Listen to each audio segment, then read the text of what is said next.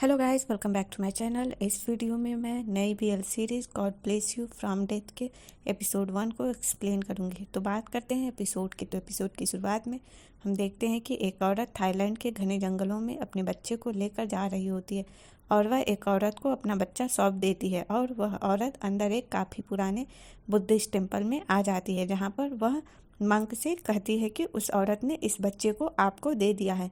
और वह मंक भी कहता है कि आज से तुम मेरे साथ ही रहोगे, लेकिन तुम्हारी ज़िंदगी मुश्किलों से भरी रहेगी और आज से तुम्हारा नाम होगा तो।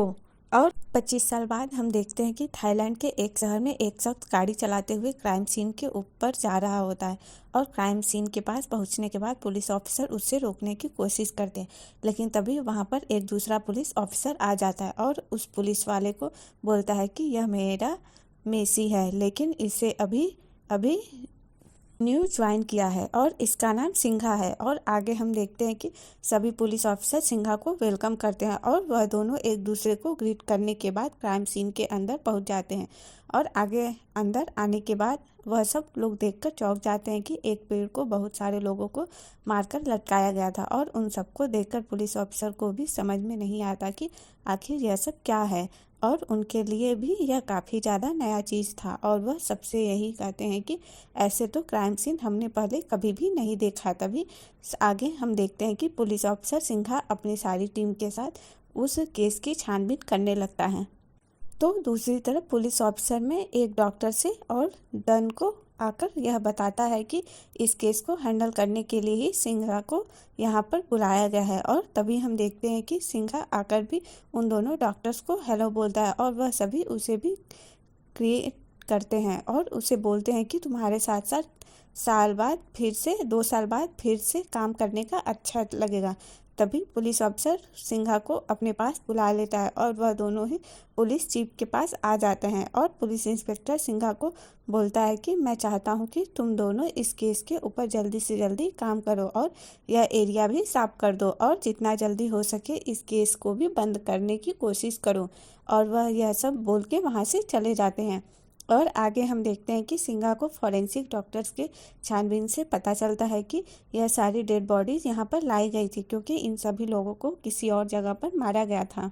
और वह उन्हें यह भी बताता है कि इसमें से एक औरत को छोड़कर सभी को बाद में मारा गया है, क्योंकि इस औरत को 2 दिन पहले ही मारा गया था और इन सभी लोगों को अलग अलग तरीके से मारा गया था, लेकिन उन सबको तकलीफ देकर नहीं मारा गया है। लेकिन तभी डॉक्टर ड्रेन सिंघा से कहता है कि मुझे तो लगता है कि किसी ये काम किसी इंसान का तो नहीं हो सकता। मुझे तो लगता है कि किसी जादू टोना करने वाले कोष्ठ ने या किसी भूत पिशाच ने यह सब काम किया है। लेकिन सिंघा उसे बोलता है कि तुम कुछ भी बात कर रहे हो। लेकिन सिंघा को रोकते हुए इंस्पेक्टर में उसे कहता है कि मुझे भी यही लगता है कि यह काम किसी इंसान का तो नहीं हो सकता, क्योंकि यह सब काफ़ी ज़्यादा डरावना है। आगे हम देखते हैं कि इंस्पेक्टर सिंघा उन सभी जगहों की छानबीन कर रहा था। तभी आगे उसे एक लड़का दिखाई देता है जो कि ज़मीन पर गिरकर कुछ भी बड़बड़ा रहा था और वह काफ़ी ज़्यादा डरा हुआ लग रहा था और वह नीचे गिरने ही वाला था। तभी इंस्पेक्टर सिंघा उसे बचा लेता है और उसे कहता है कि तुम कौन हो। और वह लड़का उससे कहता है कि क्या वह सब चले गए। लेकिन तभी वह लड़का अजीब तरीके से हंसने लगता है और इंस्पेक्टर सिंघा उसे बोलता है कि तुम मजाक क्यों कर रहे हो, क्या तुम नशे में हो, यहाँ पर कैसे पहुँचे। लेकिन वह लड़का इंस्पेक्टर सिंघा को कुछ भी नहीं बताता और सिंघा उसे वहाँ से लेकर जाता है और सभी इंस्पेक्टर को उस लड़के को दिखाता है। और सिंघा उन सबको कहता है कि यह लड़का मुझे अभी भी मिला है, पूरे खून में लथपथ पड़ा हुआ था और वह कुछ भी बड़बड़ा रहा था और मुझे लगता है कि यह सब इसी ने किया है। लेकिन वह लड़का सिंघा से कहता है कि उसने कुछ भी नहीं किया और वह नहीं जानता कि यह सब क्या है। लेकिन इंस्पेक्टर सिंघा उससे कहता है कि तुम किसी भी एक इकलौते सस्पेक्ट हो तो मुझे तुम्हें अरेस्ट करना ही पड़ेगा। लेकिन वह लड़का उसे काफ़ी ज़्यादा समझाने की कोशिश करता है और यह सब मैंने नहीं किया है कहता है। और इंस्पेक्टर सिंघा उससे कहता है कि अगर तुमने नहीं किया तो किसने किया। और वह लड़का सिंघा से कहता है कि यह सब मैंने नहीं किया बल्कि भूतों ने किया है।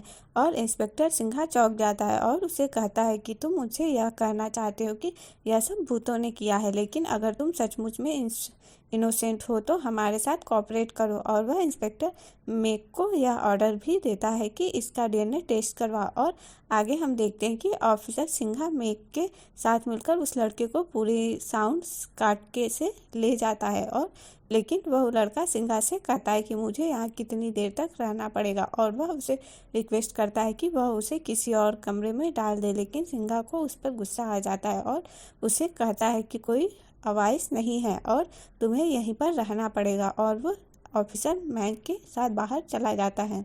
लेकिन मेक भी उससे रिक्वेस्ट करता है कि यह लड़का उसे भी क्रिमिनल नहीं दिख रहा है। और इंस्पेक्टर सिंघा को मेक पर भी गुस्सा आ जाता है और वह उससे कहता है कि वह लड़का बड़बड़ा रहा था कि यह सब भूतों ने किया है, क्या तुम उसकी बातों पर विश्वास कर सकते हो। आगे हम देखते हैं कि उस लड़के के साथ काफ़ी ज़्यादा अजीब चीज़ें होने लगती हैं, जिसके कारण वह काफ़ी ज़्यादा डर जाता है और दरवाज़ा खटखटाने लगता है। और ऑफिसर सिंघा वहाँ पर आ जाता है और वह लड़का बार बार ऑफिसर सिंघा से रिक्वेस्ट करने लगता है कि वह उसे किसी और रूम में ट्रांसफ़र कर दे। लेकिन ऑफिसर सिंघा को उसके ऊपर काफ़ी ज़्यादा गुस्सा आ जाता है और वह उससे कहता है कि अगर तुम इस जगह पर अच्छे से नहीं रह सकते तो अभी के अभी मेरे साथ पूछताछ करने के लिए चलो। और वह उसके साथ पूछताछ करने के लिए उसे किसी और कमरे में लेकर आता है। आगे इंस्पेक्टर सिंघा उसका पूरा बायोडाटा खोल लेके निकालता है और उसे कहता है कि तुम्हारा नाम तोपा है और तुम यहाँ 25 साल के हो। आगे वह लड़का पूछताछ में ऑफिसर सिंघा को यह बताता है कि उसका नाम तोपा है और वह 25 साल का है और वह अपने पूरे बचपन में ही बुद्धिस्ट टेम्पल में बड़ा हुआ है, जिसे वहाँ पर उसने एक मंक ने उसे बड़ा किया था। और उस मंक के मर जाने के बाद वह बैंकॉक शिफ्ट हो गया उसे सपोर्ट करने के लिए। आगे सिंघा उसे कहता है कि वह बैंकॉक में कौन सी नौकरी कर रहा है, तो वह उसे बताता है कि वह फ्रीलांसर के बिजनेस में है। और उसकी बात सुनकर अफसर सिंघा को उस पर गुस्सा आ जाता है और उसे कहता है कि अगर तुम फ्रीलांसर के बिजनेस में हो तो वहाँ पर तुम क्या कर रहे थे। और तोपा उससे कहता है कि अगर मैं बताऊँगा तो तुम मुझ पर विश्वास नहीं करोगे। और सिंघा उससे और भी ज़्यादा गुस्सा हो जाता है, लेकिन तोपा उसे बताता है कि उसे कुछ दिन पहले ही सपना आया था कि उस जगह पर काफ़ी ज़्यादा अजीब चीज़ें होने वाली थी। और आगे तोपा इंस्पेक्टर सिंह से कहता है कि मुझे वह सपना बार बार आ रहा था, तो मैं वहाँ पर चला गया और उन सारे डेड बॉडीज़ को देखकर मैं काफ़ी ज़्यादा डर गया था। और इंस्पेक्टर उसे कहता है कि अगर तुम डर गए थे तो तुम वहाँ पर क्या कर रहे थे। और आगे तोपा इंस्पेक्टर सिंह से कहता है कि मैं डर गया था, लेकिन मुझे तभी काफ़ी सारी आत्माओं ने पकड़ लिया था और इसके बाद मुझे मेरी हेल्प की थी। लेकिन उसकी सारी बातें सुनने के बाद इंस्पेक्टर सिंघा को उस पर काफ़ी ज़्यादा गुस्सा आ जाता है और उसे कहता है कि तुम एक बहुत ही बड़े मर्डर केस में इन्वॉल्व हो और तुम यह सारी नॉनसेंस भरी बातें कर रहे हो। तुम्हें क्या लगता है मैं तुम्हारी बातों पर विश्वास कर लूँगा। लेकिन तोपा इंस्पेक्टर सिंघा से कहता है कि उसने कुछ भी नहीं किया और वह इनोसेंट है। लेकिन इंस्पेक्टर सिंघा उससे कहता है कि मैं बिना एविडेंस के तुम्हें छोड़ नहीं सकता। और वह आगे इंस्पेक्टर मेक से कहता है कि इसे वापस उस कमरे में बंद कर दो। लेकिन तोपा डर जाता है और इंस्पेक्टर सिंघा से रिक्वेस्ट करता है कि वह उसे उस कमरे में वापस ना लेकर जाए, क्योंकि वहाँ पर किसी ने आत्महत्या कर ली थी और अगर कोई भी उस कमरे में जाएगा तो वह वही करेगा। और सिंघा को उसके ऊपर गुस्सा आ जाता है, लेकिन तभी उसका कलीग अफसर उसे बताता है कि यह लड़का सच बोल रहा है, उस कमरे में हमने जिसको भी रखा है उसने वैसे ही आत्महत्या कर ली थी। और आगे हम देखते हैं कि इंस्पेक्टर सिंघा तोपा को अपने कैबिन में लेकर आता है, लेकिन तो वह उससे बोलता है कि तुम मुझे यहाँ पर 48 आवर्स तक ही रखोगे, है ना। और उसकी बातें देखकर चौंक जाता है। उसे कहता है कि तुम्हें लॉबी पता है, तुम क्या यहाँ से भागने की कोशिश करोगे। लेकिन तब तोपा उसे कहता है कि मैंने कुछ भी नहीं किया, तो मैं यहाँ से भागने की कोशिश क्यों करूँगा। लेकिन तभी पुलिस कमांडर इंस्पेक्टर सिन्हा को अपने कैबिन में बुला लेते और आगे हम देखते हैं कि पुलिस कमांडर को इंस्पेक्टर सिन्हा कहता है कि हमारे पास एक ही विटनेस है। और पुलिस कमांडर उसे कहता है कि अगर तुम्हारे पास एक ही विटनेस है तो इसका मतलब यही है कि उसी ने यह सब किया होगा। लेकिन सिन्हा उसे यह बातचीत करने की कोशिश करता है कि वह जल्दी से जल्द कातिल को पकड़ना चाहता है। लेकिन पुलिस कमांडर उसे बोलता है कि मीडिया हमारे ऊपर काफ़ी ज़्यादा प्रेशराइज कर रहा है, तो तुम्हें जो भी करना है जल्द से जल्द कर लेना होगा। और और इंस्पेक्टर सिन्हा उससे कहता है कि मैं जल्द से जल्द कातिल को पकड़ने की कोशिश करूंगा। और कमांडो उसे यह भी कहता है कि अगर उसने इस केस को जल्द से जल्द बंद नहीं किया तो उसे वापस ट्रांसफ़र कर दिया जाएगा। और आगे इंस्पेक्टर सिन्हा को यह पता चलता है कि उन सारी बॉडीज़ के जिसने भी किया है वह काफ़ी ज़्यादा ताकतवर होगा। और डॉक्टर उसे कहता है कि यहाँ पर आगे सिन्हा उसे कहता है कि उस लड़के के खून के बारे में क्या, उसकी रिपोर्ट क्या है। और डॉक्टर उसे बताता है कि इन सभी से उस लड़के का सैंपल मैच नहीं हो रहा, क्योंकि वह खून किसी और का नहीं बल्कि उस लड़के का ही है। और यह सुनने के बाद इंस्पेक्टर सिन्हा को धक्का लगता है कि ऐसा कैसे हो सकता है। और अगली सुबह जब इंस्पेक्टर सिंह हेडक्वार्टर वापस आ जाता है तो वह देखता है कि तोपा वैसे ही सो रहा था और वह उसे जगा देता है और उसके जख्मों पर पट्टी बांधने लगता है और उससे पूछता है कि तुम्हें सब आत्माएं और भूत प्रेत कब से दिखने लगे। और वह लड़का उसे कहता है कि आपको तो इन सब पर विश्वास नहीं था ना। तो और इंस्पेक्टर सिन्हा उसे कहता है कि मेरी बात का जवाब दो। और आगे तो तोपा उसे यह बात बताता है कि उसे बचपन में यह सब बिल्कुल भी नहीं दिखाई देता था, लेकिन जब से वह मंक पास्ट हुआ है जिसने उसे बचपन से ही बड़ा किया था, तब से उसे सब दिखने लग गया है और यह उसके साथ यह सब चीज़ें होने लगी थी। आगे इंस्पेक्टर सिन्हा उसे सलाह देता है कि उसे किसी भगवान का ताबीज़ अपने सर पे बांध लेना चाहिए ताकि सभी भूत प्रेत उससे दूर रह सकें। लेकिन तोपा इंस्पेक्टर सिन्हा से कहता है कि उसे भी कोई भी उससे मदद नहीं हुई है।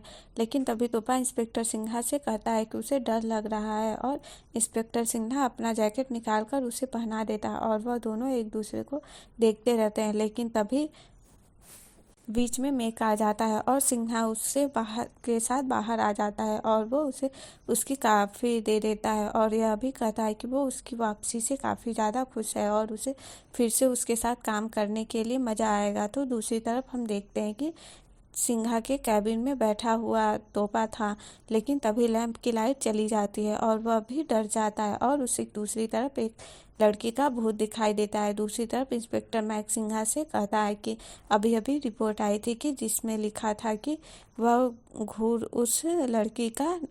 उस लड़के का नहीं है। तो मुझे भी लगता है कि जैसे उस लड़के ने कहा था कि यह सब एक भूत ने किया होगा। लेकिन इंस्पेक्टर सिन्हा उससे कहता है कि तुम चाहते हो कि मैं रिपोर्ट में यह लिखूं कि सबूत ने ना मिलने के कारण यह सब भूत ने किया है। लेकिन तभी सिन्हा को फोन आ जाता है जहां पर उसे पता चलता है कि वह लड़का फिर से अजीब हरकतें करने लगा है। तो दूसरी तरफ हम देखते हैं कि तोपा काफ़ी ज़्यादा प्रेशर कर रहा था कि उसे उस लड़के के सामने, लेकिन वह काफ़ी ज़्यादा डरा हुआ भी था। लेकिन तभी वहां पर इंस्पेक्टर सिन्हा आ जाता है और तब उसे बोलता है कि यहाँ पर एक भूत है और वह उसे अपने करीब खींच लेता है। और दूसरी पुलिस अफसर को भी समझ में नहीं आता कि आखिर तोपा को क्या हो गया है। लेकिन तभी सिन्हा को उस पर गुस्सा आ जाता है और उसे कहता है कि सब हरकतें करना बंद कर दो। लेकिन तोपा उसे रिक्वेस्ट करता है कि वह फिर से उसे किसी और कमरे में शिफ्ट कर दे। लेकिन इंस्पेक्टर सिन्हा फ्रस्ट्रेट हो जाता है और वह तोपा से कहता है कि आखिर तुम क्या चाहते हो। और आगे तोपा भी इंस्पेक्टर सिन्हा से रिक्वेस्ट करता है कि वह उसके साथ ही रहना चाहता है, क्योंकि अगर जब भी वह उसके आसपास रहता है तो घोस्ट बिल्कुल भी वहाँ पर नहीं आता, बिल्कुल उससे दूर रहता है जिससे के साथ वह बचपन में रहा करता था। लेकिन सिन्हा उससे कहता है कि मैं कोई भी पवित्र इंसान नहीं हूँ, मैं सिर्फ एक नॉर्मल ही इंसान हूँ। लेकिन तोपा पुलिस इंस्पेक्टर से कहता है कि मैं इनोसेंट साबित हुआ हूँ और मेरे खिलाफ कोई भी एविडेंस नहीं मिला है, तो मुझे एक पुलिस होने के नाते आपसे प्रोटेक्शन मांगने की इजाज़त मिल सकती है। और उसका दोस्त मेक भी उसे कहता है कि यह लड़का सही बोल रहा है, हमारे पास इसके खिलाफ कोई भी एविडेंस नहीं है। और आगे हम देखते हैं कि इंस्पेक्टर सिन्हा उसे अपने साथ लेकर जाने के लिए तैयार हो जाता है, लेकिन वो उसे हेलमेट दे देता है, लेकिन उसे हेलमेट पहनाने के लिए नहीं आ रहा था। तो इंस्पेक्टर सिन्हा उसका हेलमेट लगा देता है और आगे उसे वो जल्दी से गाड़ी पे बैठने को बोलता है। और गाड़ी पे बैठने के बाद वो उसे बोलता है कि उसे पकड़ ले, लेकिन उसे ठीक से नहीं पकड़ता और उसे बोलता है कि मुझे कस के पकड़ लो, अगर तुम गिर गए तो मैं तुम्हारी जिम्मेदारी नहीं लेना चाहता। और वह दोनों ही इंस्पेक्टर सिन्हा के घर पे आ जाते हैं। घर पे पहुंचने के बाद इंस्पेक्टर सिन्हा उसे उसकी हरकतें करने के बाद में वार्निंग करता है और उसे बोलता है कि तुम सोफे पे सो जाओ और मैं उस पर बेड पे सो जाऊंगा। और उससे वह बोलता है कि तुम अगर मुझे ज़मीन पर अभी सोने को बोलते तो मैं भी सो जाता। और आगे तोपा इंस्पेक्टर सिंघा की उसके घर पर लगी फ़ोटो देख रहा होता है। तभी इंस्पेक्टर सिंघा वहाँ पर आ जाता है और उसे कहता है कि जाकर नहा लो, तुम्हारी काफ़ी ज़्यादा गंदी बदबू आ रही है, जैसे कि तुम बाहर घूमने वाले कुत्ते हो। लेकिन तभी तोपा उसे थैंक्स बोलता है कि उसे उसके घर पर रहने के लिए, और इंस्पेक्टर से उसे एडवाइस करता है कि वह उसे कहकर ना पुकारे कि वह कोई पुलिस इंस्पेक्टर पे अभी नहीं है। और उसे काफ़ी ज़्यादा एनॉइंग भी लगता है। और तोपा भी उसे थैंक यू बोलता है और उसे कहता है कि थैंक यू सिंघा। और इंस्पेक्टर सिंघा भी उससे कहता है कि बाथरूम वहाँ पर है, और वह उस पर अपने कमरे में सोने के लिए चला जाता है। तभी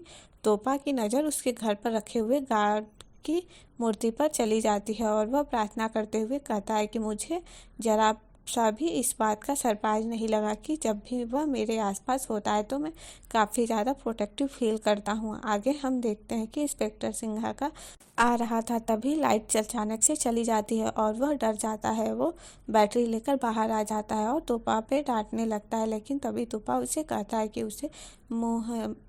उसे माफ़ कर दे, वो बस मच्छरों को पानी दे रहा था। और तभी मछलियों को पानी दे रहा था, तभी पूरे घर की बिजली भी चली गई।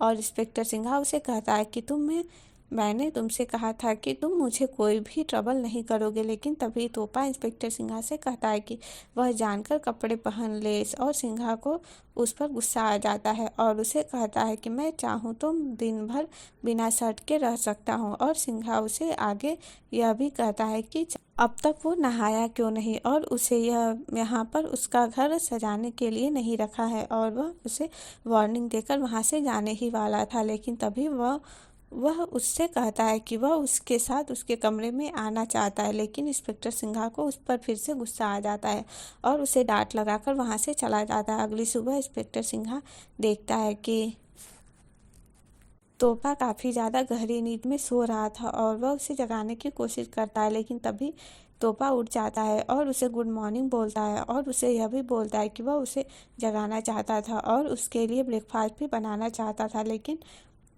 इंस्पेक्टर सिंघा उससे कहता है कि उसे यह सब करने की कोई भी ज़रूरत नहीं है, शायद वह उसे जहर दे देता है या फिर उसे पेड़ के ऊपर लटका देता। लेकिन उसकी यह बात तोपा को बिल्कुल भी अच्छी नहीं लगती। आगे हम देखते हैं कि वह दोनों ही तोपा के प्लेस पे आ जाते हैं ताकि वह उसे कपड़े दे सके। और तोपा उससे कहता है कि प्लीज़ मेरा यहीं पर इंतज़ार करो, मैं बस अपने कपड़े लेकर जल्द ही आया। और इंस्पेक्टर सिंघा उससे कहता है कि तुम्हें क्या लग रहा है कि मैं तुम्हें यहीं पर छोड़ के चला जाऊंगा। और तोपा अपने कपड़े लेने के लिए अंदर चला जाता है। और आगे हम देखते हैं कि इंस्पेक्टर सिंघा की नज़र उसके एक स्केच पे पड़ती है जो कि बिल्कुल वैसे ही थी जैसे वह सारी डेड बॉडीज़ की थी।